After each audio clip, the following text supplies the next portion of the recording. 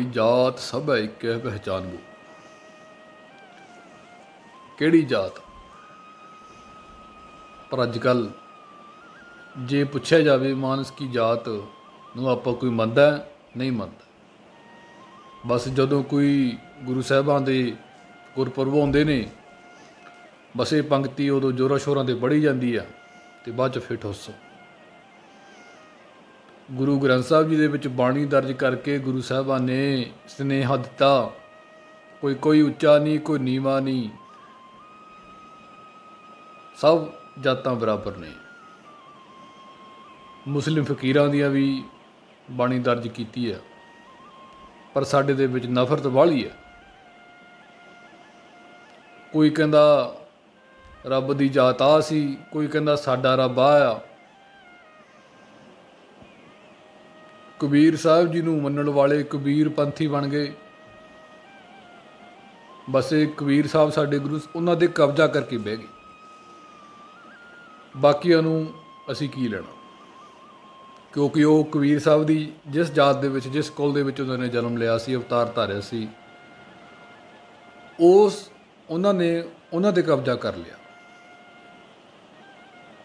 भगत रविदास जी उन्हां ते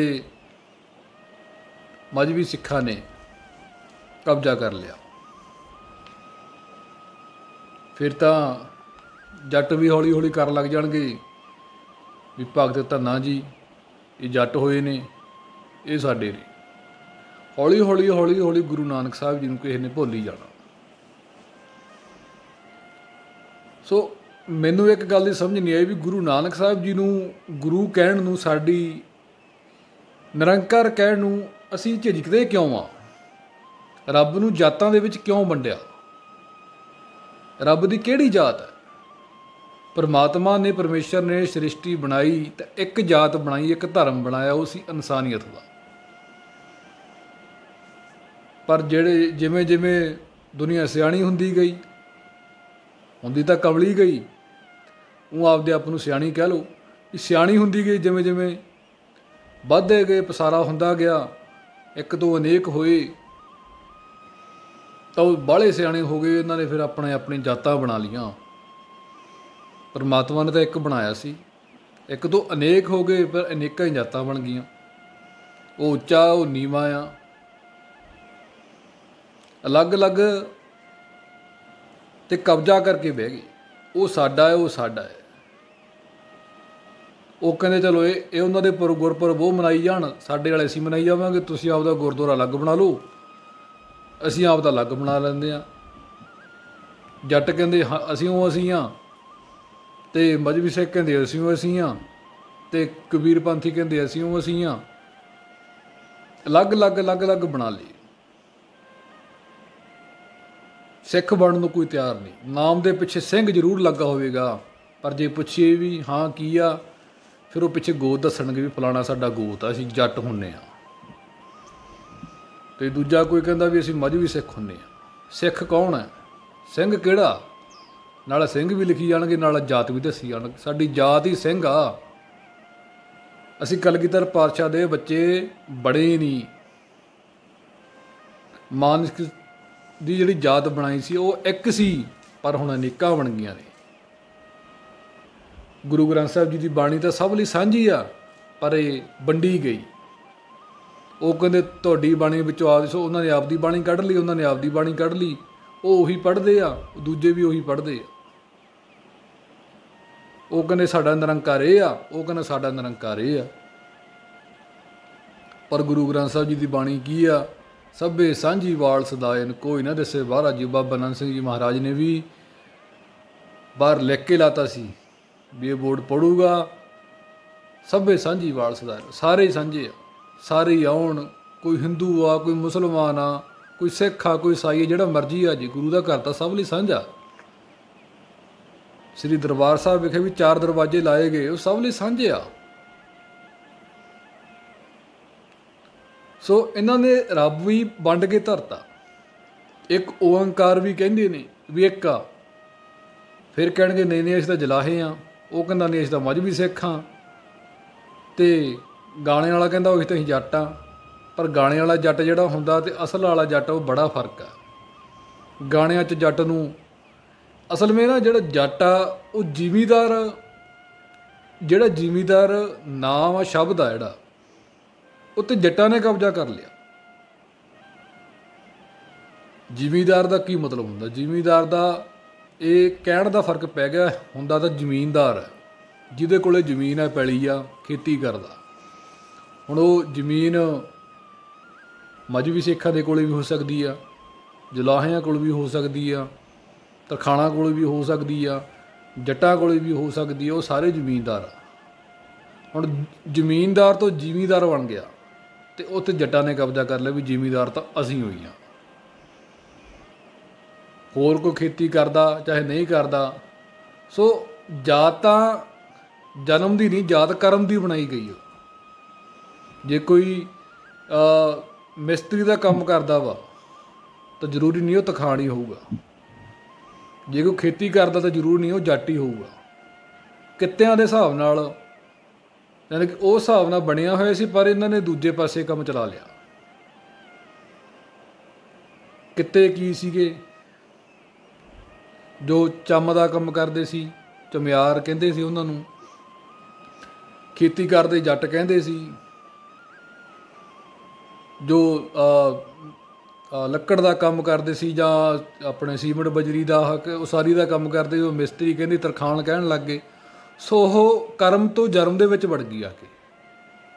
ਫਿਰ ਉਸ ਹਿਸਾਬ ਨਾਲ ਇਹਨਾਂ ਨੇ ਦੇਖੀਆਂ ਵੀ ਕਿਹੜੇ ਕਿਹੜੇ ਗੁਰੂ ਪਾਤਸ਼ਾਹ, ਕਿਹੜੇ ਕਿਹੜੇ ਭਗਤ ਕਿਹੜੀ ਕਿਹੜੀ ਜਾਤ 'ਚੋਂ ਪੈਦਾ ਹੋਏ ਨੇ। ਫਿਰ ਉਹ ਜਾਤ ਕੱਢ ਕੇ ਅਤੇ ਉਹਨਾਂ ਦੀ ਬਾਣੀ 'ਤੇ ਕਬਜ਼ਾ ਕਰ ਲਿਆ ਵੀ ਇਹ ਤਾਂ ਹੁਣ ਸਾਡੇ ਹੀ ਆ, ਤੁਹਾਡਾ ਕੋਈ ਹੱਕ ਨਹੀਂ। ਉਹ ਕਹਿੰਦੇ ਚੰਗਾ, ਉਹ ਤੁਹਾਡੇ ਤੇ ਫਿਰ ਆਹ ਸਾਡੇ ਆ। ਅਲੱਗ ਅਲੱਗ ਰੱਬ ਨੂੰ ਵੰਡ ਲਿਆ, ਇੱਕ ਓਅੰਕਾਰ ਤਾਂ ਰਹਿਣ ਦਿੱਤਾ ਹੀ ਨਹੀਂ। ਰੱਬ ਨੂੰ ਬਹੁਤ ਹਿੱਸਿਆਂ 'ਚ ਵੰਡਿਆ ਗਿਆ। ਪਰ ਅੱਜ ਕੱਲ੍ਹ ਦੇ ਜਿਹੜੇ ਪ੍ਰਚਾਰਕ ਆ, ਡੋਰੇਮੋਨ, ਉਹ ਗਿਆਨ ਨੂੰ ਰੱਬ ਦੱਸੀ ਜਾਂਦਾ। ਉਹ ਤਾਂ ਕਹਿੰਦਾ ਬਸ ਖਤਮ ਆ ਕਹਾਣੀ, ਵੀ ਗਿਆਨ ਹੀ ਰੱਬ ਹੈ। ਗਿਆਨ ਕਿੱਥੋਂ ਆਉਣਾ, ਕਿਵੇਂ ਮਿਲਣਾ, ਗੁਰ ਪ੍ਰਸਾਦ ਰਾਹੀਂ ਗਿਆਨ ਮਿਲਣਾ, ਉਹ ਚੱਕ ਦਿਓ, ਮੂਲ ਮੰਤਰ ਨੂੰ ਚੱਕ ਦਿਓ, ਕੋਈ ਚੱਕਰ ਨਹੀਂ ਹੈਗਾ ਐਡਾ। ਬਸ ਗਿਆਨ, ਗਿਆਨ ਐਂਡ ਗਿਆਨ। ਉਹ ਮਾਨਸ ਕੀ ਜਾਤ ਸਭ ਏਕੇ ਪਹਿਚਾਨ ਨੂੰ ਸਭ ਨੇ ਪਾਸੇ ਕਰਤਾ। ਜਾਤਾਂ ਪਾਤਾਂ 'ਚ ਰੱਬ ਨੂੰ ਵੰਡਤਾ। ਅਸੀਂ ਸਿੰਘ ਤਾਂ ਬਣੇ ਹੀ ਨਹੀਂ, ਸਿੰਘ ਲਿਖਾ ਕੇ ਵੀ ਸਿੰਘ ਨਹੀਂ ਬਣੇ। ਸਾਨੂੰ ਸਿੰਘ ਲਿਖਾ ਕੇ ਪਿੱਛੇ ਆਪਣਾ ਗੋਤ ਲਿਖਣਾ ਪੈਂਦਾ ਤਾਂ ਕਿ ਪਛਾਣ ਆਵੇ ਵੀ ਮੈਂ ਜੱਟ ਹਾਂ। ਉਹ ਕਹਿੰਦੇ ਸਾਨੂੰ ਜੱਟ ਹੋਣ 'ਤੇ ਮਾਣ ਆ, ਉਹ ਕਹਿੰਦੇ ਸਾਨੂੰ ਮਜ਼੍ਹਬੀ ਸਿੱਖ ਹੋਣ 'ਤੇ ਮਾਣ ਆ, ਕੋਈ ਕਹਿੰਦਾ ਸਾਨੂੰ ਕਿਸੇ ਚੀਜ਼ 'ਤੇ ਹੋ ਕੇ ਮਾਣ ਆ, ਕੋਈ ਕਹਿੰਦਾ ਸਾਨੂੰ ਬ੍ਰਾਹਮਣ ਹੋ ਕੇ ਮਾਣ ਆ। ਜਾਤ ਦਾ ਗਰਵ ਕਿਉਂ? ਬਾਣੀ ਦੇ ਵਿੱਚ ਬਹੁਤ ਜਗ੍ਹਾ ਜਾਤ ਦਾ ਗਰਵ ਕਰਨ ਵਾਲਿਆਂ ਨੂੰ ਵਰਜਿਆ। ਮੂਰਖ ਆਖਿਆ ਮੂਰਖ। ਇਹ ਮੂਰਖ ਨੇ ਜਿਹੜੇ ਆਪਣੀ ਜਾਤ ਦਾ ਗਰਵ ਕਰਦੇ ਨੇ। ਜੱਟ ਜੱਟਾਂ ਨੂੰ ਚੰਗਾ ਸਮਝਦੇ ਆ, ਇਹ ਜੱਟ ਭਾਈ ਆ ਸਾਡੇ। ਜਿਹੜੇ ਤਰਖਾਣ ਆ ਉਹ ਤਰਖਾਣ ਭਾਈਚਾਰਾ ਹੀ ਬਸ, ਉਹਨਾਂ ਕੋਲ ਹੋਰ ਕੁਛ ਹੈ ਹੀ ਨਹੀਂ। ਇਹ ਸਾਡਾ ਤਰਖਾਣ ਭਾਈਚਾਰਾ। ਜੇ ਕੋਈ ਜੱਟ ਆ ਗਿਆ ਤਾਂ ਉਹਨੂੰ ਅੰਦਰ ਅੰਦਰ ਹੀ ਗਾਲ ਕੱਢਣਗੇ, ਇਹ ਕਿੱਥੋਂ ਆ ਗਿਆ, ਕਿੱਧਰੋਂ ਆ ਗਿਆ, ਹੋਰ ਹੀ ਹਿਸਾਬ ਨਾਲ ਨਾਂ ਲੈਂਦੇ। ਉਹ ਮੈਂ ਨਾਂ ਲੈ ਨਹੀਂ ਸਕਦਾ ਇੱਥੇ, ਉਹ ਐਂ ਆ ਗਿਆ। ਅਤੇ ਜੇ ਕੋਈ ਵੀਰ ਮਜ਼੍ਹਬੀ ਸਿੱਖ ਆ ਗਿਆ ਤਾਂ ਉਹਨੂੰ ਉਸ ਹਿਸਾਬ ਨਾਲ ਗਾਲ ਕੱਢਣਗੇ, ਉਹਨੂੰ ਛੋਟੀ ਜਾਤੀ ਦਾ ਗਿਣਿਆ ਜਾਂਦਾ। ਫਿਰ ਉਸਦਾ ਰੱਬ ਵੀ ਉਹ, ਫਿਰ ਜਦੋਂ ਛੋਟੀ ਜਾਤੀ ਦਾ ਗਿਣਿਆ ਗਿਆ ਤਾਂ ਉਹਨਾਂ ਨੇ ਆਪਣਾ ਰੱਬ ਆਪ ਬਣਾ ਲਿਆ, ਪਾਸੇ ਕਰ ਲਿਆ ਵੀ ਸਾਡਾ ਰੱਬ ਤਾਂ ਇਹੀ ਹੈ। ਕੀ ਤੁਹਾਨੂੰ ਗੁਰੂ ਨਾਨਕ ਸਾਹਿਬ ਦੇ ਵਿੱਚ, ਗੁਰੂ ਗ੍ਰੰਥ ਸਾਹਿਬ ਜੀ ਦੇ ਵਿੱਚ ਕੋਈ ਦਿਸਦਾ ਨਹੀਂ ਕਿ ਤੁਹਾਨੂੰ ਇੱਕ ਵੱਖਰਾ ਰੱਬ ਬਣਾਉਣ ਦੀ ਲੋੜ ਕਿਉਂ ਪਈ? ਅਗਰ ਤੁਹਾਡੇ ਨਾਲ ਕੋਈ ਵਿਤਕਰਾ ਕਰਦਾ ਤਾਂ ਬਾਣੀ ਤਾਂ ਸਭ ਲਈ ਸਾਂਝੀ ਆ, ਤੁਸੀਂ ਸਭ 'ਤੇ ਮਿਹਰ ਕਰ ਸਕਦੇ ਹੋ। ਐਸੀ ਗੱਲ ਨਹੀਂ ਕੋਈ ਹੈਗੀ। ਸਾਰੇ ਗੁਰੂ ਸਾਹਿਬਾਨਾਂ ਤੁਸੀਂ ਮਿਹਰ ਕਰ ਸਕਦੇ ਹੋ, ਪਰ ਨਹੀਂ ਕਰਨੀ ਅਸੀਂ। ਜਾਤ ਜਨਮ ਤੋਂ ਨਹੀਂ, ਜਾਤ ਕਰਮ ਤੋਂ ਗਿਣੀ ਗਈ ਸੀ, ਪਰ ਇਹ ਜਨਮ ਤੋਂ ਬਣ ਗਈ। ਕਰਮ ਕੀ ਕੰਮ ਕਰਦਾ? ਖੇਤੀ ਕਰਦਾ, ਉਸਨੂੰ ਜੱਟ ਬਣਾਤਾ। ਕੋਈ ਲੱਕੜ ਦਾ ਕੰਮ, ਉਸਾਰੀ ਦਾ ਕੰਮ ਕਰਦਾ ਸੀ, ਉਹਨੂੰ ਤਰਖਾਣ ਕਹਿਤਾ। ਜੇ ਕੋਈ ਜੁੱਤੀਆਂ ਦਾ ਕੰਮ, ਚੁਮਿਆਰ ਕਹਿਤਾ ਉਹਨੂੰ, ਚੰਮ ਦਾ। ਸੋ ਅਲੱਗ-ਅਲੱਗ ਕਿੱਤਿਆਂ ਦੇ ਹਿਸਾਬ ਨਾਲ ਨਾਮ ਸੀ, ਪਰ ਇਹ ਹੁਣ ਜਰਮ 'ਚ ਵੜ ਗਏ। ਇਹ ਤਾਂ ਜੀ ਫਲਾਣਾ ਭਾਈਚਾਰਾ, ਇਹ ਫਲਾਣਾ ਭਾਈਚਾਰਾ, ਇਹ ਉਹ ਭਾਈਚਾਰੇ ਦੇ ਲੋਕ ਆ ਗਏ। ਬਸ ਆਪਦੇ ਭਾਈਚਾਰੇ 'ਚ ਹੀ ਰਹਿ ਕੇ ਖੁਸ਼ ਨੇ। ਜੇ ਇਕੱਠੇ ਹੋ ਕੇ ਬਹਿਣ ਤਾਂ ਬਸ ਆਪਦੀ ਕੋਈ ਨਾ ਕੋਈ ਗੱਲ ਛੱਡ ਦੇਣੀ ਆ ਅਤੇ ਲੜ ਪੈਂਦੇ ਆ। ਉਹ ਕਹਿੰਦਾ ਸਾਡਾ ਰੱਬ ਵੱਡਾ, ਉਹ ਕਹਿੰਦਾ ਸਾਡਾ ਰੱਬ ਵੱਡਾ, ਅਤੇ ਉੱਤੇ ਬੈਠਾ ਜਿਹੜਾ ਇੱਕ ਓਂਕਾਰ ਉਹ ਹੱਸਦਾ ਵੀ ਦੱਸ, ਉਹ ਮੈਂ ਤਾਂ ਇੱਕ ਹਾਂ, ਇੱਕ ਦੇ ਪਿੱਛੇ ਮੇਰੇ ਅਨੇਕਾਂ ਨਾਮ ਨੇ, ਉਹ ਨਾਮਾਂ ਦੇ ਪਿੱਛੇ ਲੜੀ ਜਾਂਦੇ ਆ। ਉਹ ਕਹਿੰਦਾ ਸਾਡੇ ਵਾਲਾ ਵੱਡਾ, ਉਹ ਕਹਿੰਦਾ ਸਾਡੇ ਵਾਲਾ ਵੱਡਾ, ਹੈਗਾ ਇੱਕ ਆ, ਇੱਕੋ ਹੀ ਵੱਡਾ, ਉਹ ਤੋਂ ਇਲਾਵਾ ਹੋਰ ਕੋਈ ਵੱਡਾ ਹੈ ਹੀ ਨਹੀਂ। ਪਰ ਨਹੀਂ, ਅਸੀਂ ਰੱਬ ਨੂੰ ਜਾਤਾਂ ਦੇ ਵਿੱਚ ਵੰਡਣਾ ਹੀ ਵੰਡਣਾ। ਪਰਮਾਤਮਾ ਨੇ ਤਾਂ ਇਨਸਾਨ ਬਣਾਏ ਸੀ, ਇਨਸਾਨਾਂ ਨੇ ਗਾਂ ਜਾਤਾਂ ਬਣਾ ਲਈਆਂ, ਅਤੇ ਜਾਤਾਂ ਨੇ ਫਿਰ ਗਾਂ ਰੱਬ ਵੀ ਆਪਦੇ ਬਣਾ ਲਏ, ਅਤੇ ਬਸ ਸਰ ਗਿਆ। ਫਿਰ ਕਹਿੰਦੇ ਸਿੱਖ ਕੌਮ ਮਹਾਨ ਹੈ। ਅਸੀਂ ਸਿੰਘ ਹੁੰਦੇ ਹਾਂ, ਸਿੰਘ ਲਿਖਾ ਕੇ ਫਿਰ ਪਿੱਛੇ ਫਿਰ ਗੋਤ ਵੀ ਲਿਖਾਉਣਾ ਪੈਂਦਾ ਵੀ ਸਿੰਘ ਨਾਲ ਗੱਲ ਬਣੀ ਨਹੀਂ, ਅਧੂਰਾ ਜਾਂ ਨਾਮ ਛੋਟਾ ਜਿਹਾ ਲੱਗਦਾ। ਇਹ ਫਲਾਣਾ ਸਿੰਘ ਗਿੱਲ ਹੈ ਜੀ, ਇਹ ਫਲਾਣਾ ਸਿੰਘ ਬਰਾੜ ਹੈ ਜੀ, ਫਲਾਣਾ ਸਿੰਘ ਉਹ ਆ, ਫਲਾਣਾ ਸਿੰਘ ਉਹ ਆ। ਮਜ਼੍ਹਬੀ ਭਾਈ ਵੀਰ ਮੇਰੇ ਉਹ ਵੀ ਆਪਣਾ ਗੋਤ ਲਿਖਦੇ ਨੇ। ਕਿ ਸਾਨੂੰ ਸਿੰਘ ਸ਼ਬਦ ਦੀ ਸੰਤੁਸ਼ਟੀ ਨਹੀਂ ਹੈਗੀ ਕਿ ਪਿੱਛੇ ਸਾਨੂੰ ਗੋਤ ਲਿਖਣ ਦੀ ਵੀ ਜ਼ਰੂਰੀ ਹੈ? ਕਿ ਕਲਗੀਧਰ ਪਾਤਸ਼ਾਹ ਨੇ ਜਿਹੜਾ ਸਾਨੂੰ ਸਿੰਘ ਸ਼ਬਦ ਦਿੱਤਾ ਉਹ ਛੋਟਾ ਮੋਟਾ ਹੀ ਆ? ਅਸੀਂ ਸ਼ੇਰ ਬਣ ਕੇ ਵੀ ਅਸੀਂ ਪਿੱਛੇ ਲਿਖਾਉਂਦੇ ਹਾਂ ਵੀ ਅਸੀਂ ਜੰਗਲ ਦੇ ਸ਼ੇਰ ਹਾਂ ਜਾਂ ਸਰਕਸ ਵਾਲੇ ਸ਼ੇਰ ਹਾਂ। ਇਹ ਸਾਨੂੰ ਲਿਖਾਉਣ ਦੀ ਜ਼ਰੂਰਤ ਨਹੀਂ ਹੈ। ਸ਼ੇਰ ਤਾਂ ਸ਼ੇਰ ਹੀ ਆ, ਸਿੰਘ ਦਾ ਅਰਥ ਹੀ ਸ਼ੇਰ ਆ, ਪਰ ਅਸੀਂ ਸ਼ੇਰ ਤੋਂ ਖੁਸ਼ ਨਹੀਂ, ਅਸੀਂ ਬਾਂਦਰ ਬਣ ਗਏ। ਹੁਣ ਗਾਂ ਦੀ ਗਾਂ ਚਲੋ ਬਥੇਰੇ ਨਾਂ ਕੱਢੀ ਜਾਂਦੇ। ਹੁਣ ਜੇ ਮੈਂ ਕਹਿਣ ਲੱਗ ਗਿਆ ਤਾਂ ਫਿਰ ਇਹਨਾਂ ਨੇ ਕਹਿਣਾ ਬੋਲਦਾ। ਇਹ ਕੱਲ੍ਹ ਦਾ ਜਵਾਕ, ਕਾਫੀ ਕਹਿੰਦੇ ਵੀ ਇਹ ਕੱਲ੍ਹ ਦਾ ਜਵਾਕ ਉੱਠ ਕੇ ਵਿਦਵਾਨ ਬਣਿਆ ਬੈਠਾ। ਸੋ ਮੈਨੂੰ ਵਿਦਵਾਨਪੁਰਾਂ ਦਾ ਘੁੱਟਣਾ ਹਾਲੇ ਤੱਕ ਆਇਆ ਨਹੀਂ, ਅਤੇ ਨਾ ਹੀ ਗੁਰੂ ਸਾਹਿਬ ਜੀ ਮੇਰੇ ਤੋਂ ਇਹ ਚੀਜ਼ਾਂ ਕਰਾਉਣ। ਇਹ ਚੀਜ਼ਾਂ ਤੋਂ ਆਪਾਂ 100 ਕੋਹ ਦੂਰ ਰਹਿਣਾ, ਕਿਉਂਕਿ ਮੈਨੂੰ ਕੋਈ ਬਾਣੀ ਦੀਆਂ ਬਾਹਲੀਆਂ ਪੰਕਤੀਆਂ ਚੇਤੇ ਨਹੀਂ, ਨਾ ਮੈਂ ਕੀਤੀਆਂ ਅਤੇ ਨਾ ਮੈਂ ਕਰਨੀਆਂ। ਜਿੰਨੀਆਂ ਕਿ ਮੈਂ ਬਾਬਾ ਚਰਨ ਸਿੰਘ ਜੀ ਕੋਲੋਂ ਮੈਂ ਉਹਨਾਂ ਨੂੰ ਉਸਤਾਦ ਧਾਰਿਆ ਹੋਇਆ ਵਾ। ਉਹ ਕਈ ਵਾਰੀ ਗੱਲਾਂ ਕਰਦੇ ਕੋਈ ਨਾ ਕੋਈ ਗੱਲ ਸਿਖਾ ਜਾਂਦੇ ਨੇ। ਕਈ ਵਾਰੀ ਜਾਣ ਕੇ ਵੀ ਸਿਖਾਉਂਦੇ ਆ, ਕਈ ਵਾਰੀ ਅਣਜਾਣਪੁਣੇ 'ਚ ਵੀ ਸਿਖਾ ਜਾਂਦੇ ਨੇ। ਗੱਲ ਤਾਂ ਸਿੱਖ ਬਣਨ ਦੀ ਹੈ, ਸਿੱਖਣ ਦੀ ਆ। ਜੇ ਕਿਸੇ ਨੇ ਗੁਣ ਲੈਣਾ ਤਾਂ ਕਿਸੇ ਮਾੜੇ ਬੰਦੇ ਤੋਂ ਵੀ ਗੁਣ ਲੈ ਲੈਂਦਾ। ਕਈ ਚੰਗੇ ਦੇ ਕੋਲ ਰਹਿ ਕੇ ਵੀ ਚੰਗਾ ਨਹੀਂ ਬਣ ਪਾਉਂਦੇ। ਗੱਲ ਤਾਂ ਗੁਣ ਲੈਣ ਦੀ ਆ। ਜੇ ਬੰਦੇ ਨੇ ਗੁਣ ਲੈਣਾ ਹੋਵੇ ਤਾਂ ਇਹ ਕੀੜੀ ਤੋਂ ਵੀ ਸਿੱਖ ਸਕਦਾ, ਨਹੀਂ ਲੈਣਾ ਹੋਵੇ ਤਾਂ ਇੱਕ ਬ੍ਰਹਮ ਗਿਆਨੀ ਸੰਤ ਦੇ ਕੋਲ ਰਹਿ ਕੇ ਵੀ ਬੰਦਾ ਗੁਣ ਨਹੀਂ ਲੈ ਸਕਦਾ।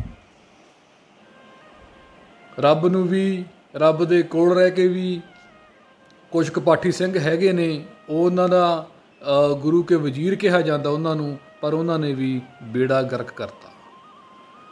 ਉਹ ਕਿਉਂਕਿ 24 ਘੰਟੇ ਕੋਲੇ ਰਹਿੰਦੇ ਕਰਕੇ ਬਸ ਉਹ ਡਰ ਚੱਕਿਆ ਗਿਆ ਮਨ ਦੇ ਵਿੱਚੋਂ। ਨਾ ਥੱਲੇ ਹੱਥ ਲਾ ਕੇ ਭਾਵੇਂ ਗੁਰੂ ਸਾਹਿਬਾਂ ਦੇ ਅੰਗਾਂ ਨੂੰ ਹੱਥ ਲਾ ਦੇ, ਕੋਈ ਚੱਕਰ ਨਹੀਂ, ਇਹ ਕਿਹੜਾ ਬੋਲਦਾ।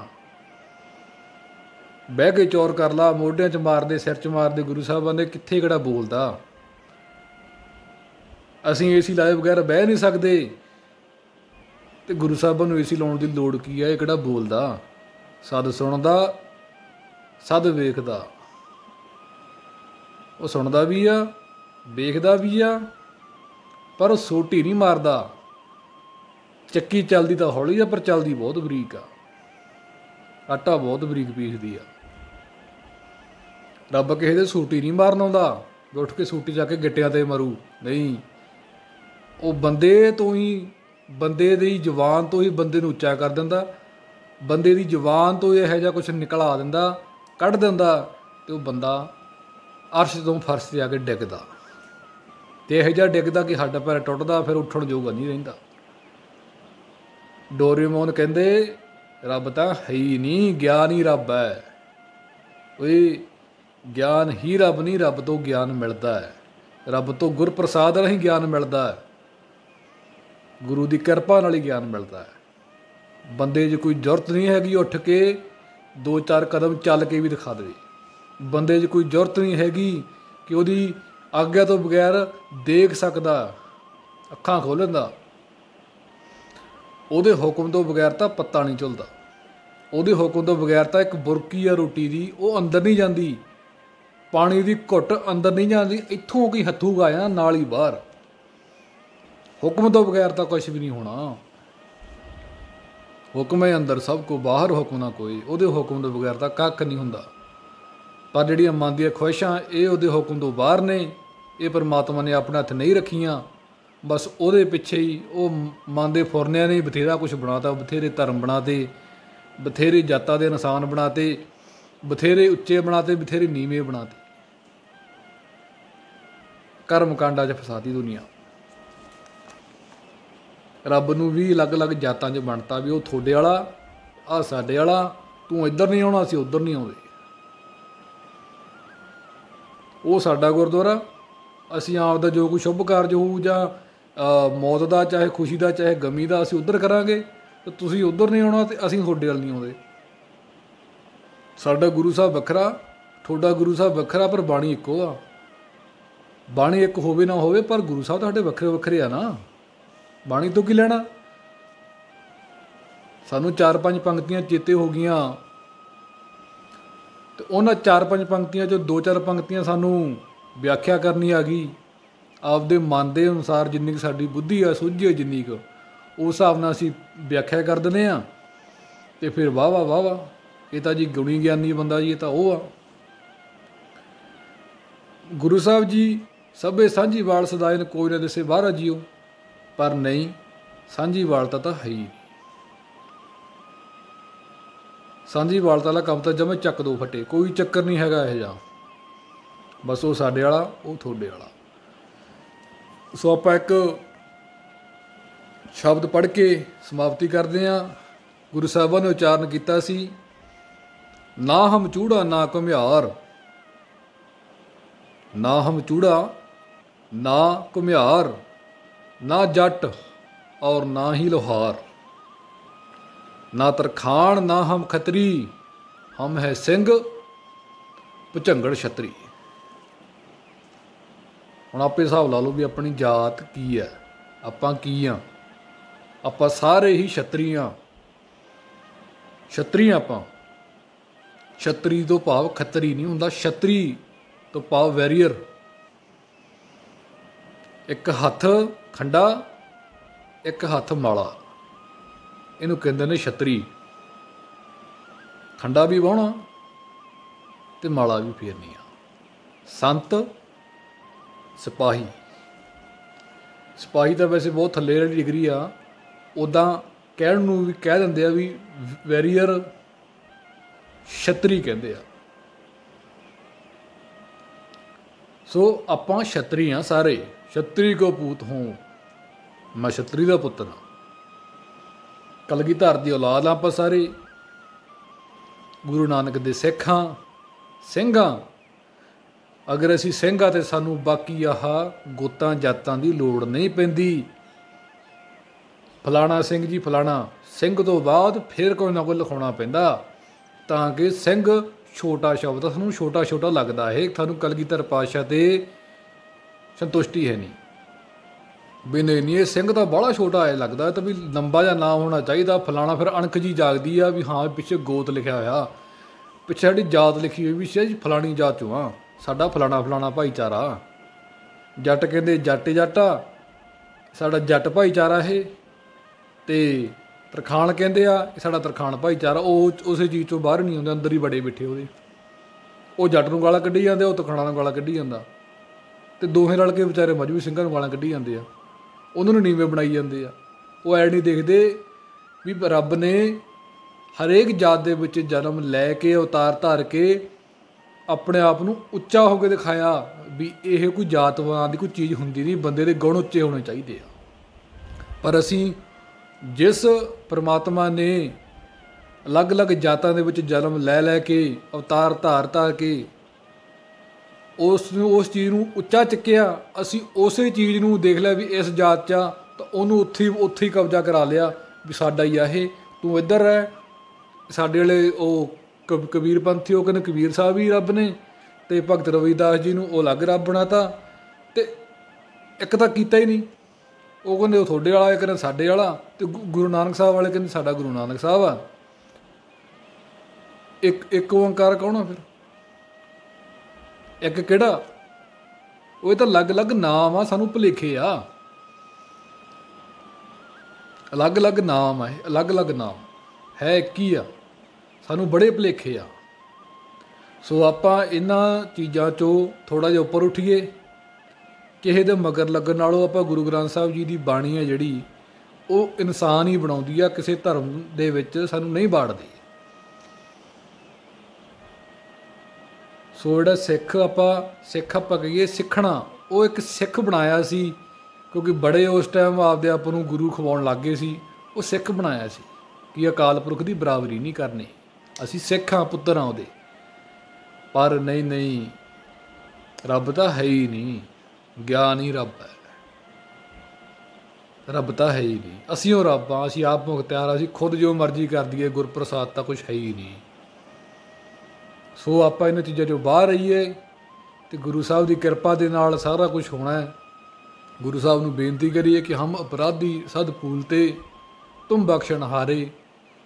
ਤੁਹਾਡੇ ਬੱਚੇ ਆ ਜਾਣੇ ਵਿੱਚ ਅਣਜਾਣੇ ਵਿੱਚ, ਪਰ ਜਿਹੜੇ ਗੁਣੀ ਗਿਆਨੀ ਲੋਕ ਆ, ਜਿਹੜੇ ਆਪਦੇ ਆਪ ਨੂੰ ਵਿਦਵਾਨ ਅਖਵਾਉਂਦੇ ਆ, ਉਹ ਜਾਣ ਬੁੱਝ ਕੇ ਗਲਤੀਆਂ ਕਰਦੇ ਆ। ਅਣਜਾਣਪੁਣੇ ਤਾਂ ਮੇਰੇ ਹਿਸਾਬ ਨਾਲ ਗਲਤੀਆਂ ਕੋਈ ਹੁੰਦੀਆਂ ਨਹੀਂ, ਕਿਉਂਕਿ ਉਹ ਬੜੀਆਂ ਸ਼ੈਤਾਨੀਆਂ ਖੇਡਦੇ ਆ ਰੱਬ ਦੇ ਨਾਲ। ਹੁਣ ਜੋ ਕੋਈ ਮੇਰੇ ਵਰਗੇ ਆਪਦੇ ਆਪ ਨੂੰ ਵਿਦਵਾਨ ਅਖਵਾਉਂਦੇ ਆ, ਜਿਹੜੇ ਉਹ ਗਲਤੀਆਂ ਕਰਦੇ ਆ, ਤਾਂ ਉਹ ਅਣਜਾਣੇ 'ਚ ਨਹੀਂ ਹੁੰਦੀਆਂ, ਉਹ ਜਾਣ ਬੁੱਝ ਕੇ ਹੀ ਕਰਦੇ ਆ। ਅਣਜਾਣਪੁਣੇ ਤਾਂ ਵਿਚਾਰੇ ਭੋਲੇ ਭਾਲੇ ਕਰਦੇ ਆ। ਸਾਡੇ ਵਰਗੇ ਤਾਂ ਪਾਪੀ ਆ, ਜਿਹੜੇ ਜਾਣ ਬੁੱਝ ਕੇ ਗਲਤੀਆਂ ਕਰਦੇ ਆ। ਸੋ ਗੁਰੂ ਸਾਹਿਬ ਜੀ ਫਿਰ ਵੀ ਬਖਸ਼ਦੇ ਨੇ, ਬਖਸ਼ਿੰਦਾ, ਭੋਲੇ ਨੇ ਅਤੇ ਚਲਾਕ ਵੀ ਬਹੁਤ ਆ। ਇਹ ਭੁਲੇਖੇ 'ਚ ਨਾ ਰਹਿ ਜਾਓ ਕਿਤੇ। ਵੈਸੇ ਗੁਰੂ ਸਾਹਿਬ ਅੱਗੇ ਮਨ ਦੇ ਵਿੱਚ ਚਲਾਕੀਆਂ ਖੇਡ ਕੇ ਕੋਈ ਨਾ ਕੋਈ ਅਰਦਾਸ ਠੋਕ ਦਾਂਗੇ, ਤਾਂ ਗੁਰੂ ਸਾਹਿਬ ਜੀ ਨੇ ਕਿਹੜਾ ਪਤਾ ਲੱਗਣਾ ਅੰਦਰ ਕੀ ਚੱਲਦਾ ਕੀ ਨਹੀਂ ਚੱਲਦਾ। ਆਪਣੀਆਂ ਅਰਦਾਸਾਂ 'ਤੇ, ਆਪਣੀਆਂ ਬੇਨਤੀਆਂ 'ਤੇ, ਆਪਣੀ ਚਲਾਕੀਆਂ 'ਤੇ ਇੰਨਾ ਗਰੂਰ ਨਾ ਕਰ ਬੰਦਿਆ। ਉਹ ਤਾਂ ਨੀਅਤਾਂ ਦੇਖ ਕੇ ਨਤੀਜੇ ਕੱਢ ਲੈਂਦਾ। ਤੁਹਾਡੀ ਨੀਤ ਦੇਖਦਾ ਉਹ, ਤੁਹਾਡੀ ਅਰਦਾਸ ਨਹੀਂ ਦੇਖਦਾ। ਤੁਹਾਡੀ ਅਰਦਾਸ ਕੀ ਆ, ਮੰਗਣ ਨੂੰ ਤੁਸੀਂ ਆਡੀ ਮੰਗ ਲਓਗੇ, ਮੰਗਣ ਨੂੰ ਰੇਂਜ ਰੋਵਰ ਮੰਗ ਲਓਗੇ, ਅੰਦਰ ਕੀ ਚੱਲਦਾ ਉਹ ਉਹੀ ਜਾਣਦਾ ਜਾਂ ਤੁਸੀਂ ਜਾਣਦੇ। ਚਲਾਕੀਆਂ ਆਪਦੇ ਘਰੇ ਛੱਡ ਕੇ ਜਾਇਆ ਕਰੋ। ਗੁਰੂ ਦੇ ਅੱਗੇ ਗੁਰੂ ਦੇ ਸਿੱਖ ਬਣੋ, ਪੁੱਤਰ ਬਣੋ, ਗੁਰੂ ਨਾ ਬਣੋ। ਡੋਰੇਮੋਨ ਦੇ ਮਗਰ ਨਾ ਲੱਗੋ। ਸੋ ਆਪਾਂ ਨੂੰ ਕੀ ਮਿਲੂਗਾ? ਇਹ ਲੋਕ ਸੁਖੀਏ ਪਰਲੋਕ ਸੁਹੇਲੇ, ਨਾਨਕ ਹਰ ਪ੍ਰਭ ਆਪੇ ਮਿਲੇ। ਰਸਨਾ ਕਰੋ ਪਵਿੱਤਰ, ਆਖੋ ਧੰਨ ਗੁਰੂ ਨਾਨਕ, ਧੰਨ ਗੁਰੂ ਨਾਨਕ।